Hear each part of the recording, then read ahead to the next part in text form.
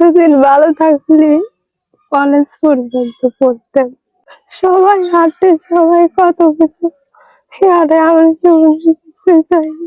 ঘরের ভিতর শুয়ে থাকি, আমার মায়ের স্বপ্ন, বাবাও মরে গেল, আর কে দেখাবি, আমার আর কে আছে?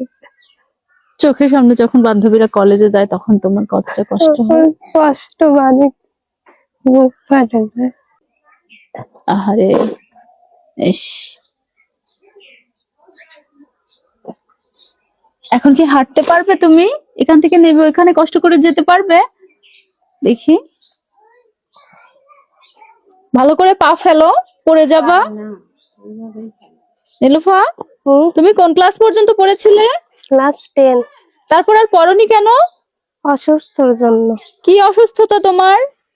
গা হাত পা ব্যথা। গা হাত পা ব্যথা?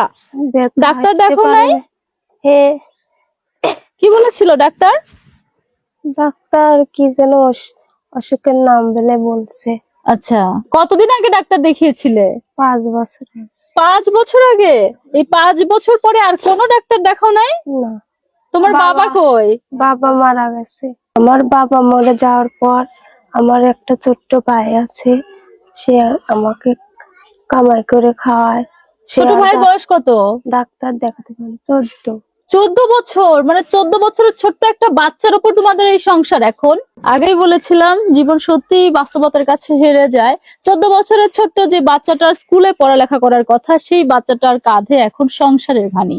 পুরো পরিবারটাকে তাকে মেনটেন করতে হয়, একই সঙ্গে অসুস্থ বোন, এতিম ভাই বোনকে যেন সেই মানুষ করছে এখন। এইরকম একটা পরিস্থিতিতে আছি প্রিয় দর্শক। আপনারা ভিডিওটি দেখে বুঝতে পারছেন এবং ব্যাকগ্রাউন্ড দেখে বুঝতে পারছেন কোন জায়গাতে আমি এই মুহূর্তে দাঁড়িয়ে আছি। আচ্ছা, তাহলে তোমার সমস্যা কোথায় কোথায়? কোথায় কোথায় তোমার সমস্যা? পাও। পা মানে কোমর থেকে পা পর্যন্ত? কেমন সমস্যা? হাঁটতে পারলে মাথাটা দিয়ে জিলিক পারে, ঠাসে আসে, রক্ত ঠাসে আসে, মাংসের ভিতর জিলিক পারে। ও আচ্ছা, মানে সবসময় কিরকম যন্ত্রণা হয়?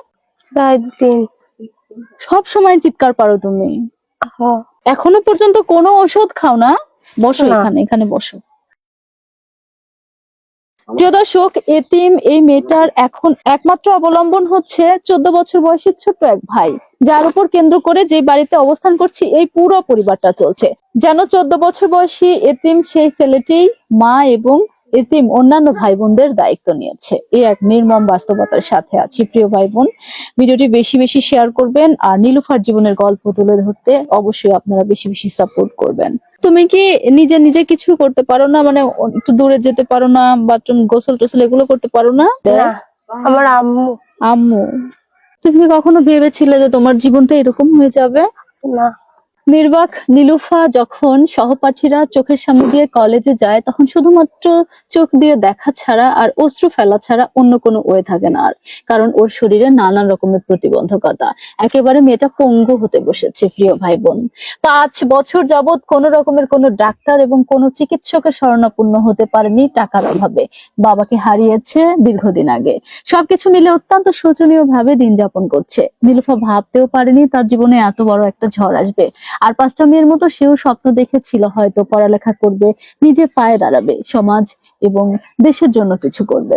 আজ সেই স্বপ্ন যেন দুঃস্বপ্নে পরিণত হয়েছে। কত সুন্দর দিন ছিল, মেয়েটা স্কুলে পড়তো, ক্লাস 10 অব্দি পর্যন্ত পড়ালেখা করেছে। আজকে দেখেন কি অবস্থা।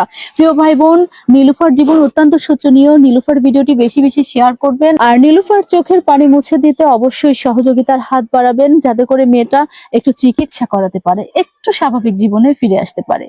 নীলুফা, তোমার এই ভিডিওটা দেশ এবং বিদেশের অনেক ভাই বোন দেখছে, যারা অনেক সহৃদয়বান, যারা চাইলে তোমার এই যে কষ্ট, তুমি ভাত পাচ্ছ না, তোমার এত অসুখ, তারা সহযোগিতা করতে পারে। তোমার সাথে যোগাযোগ করবে কিভাবে? 01767357312।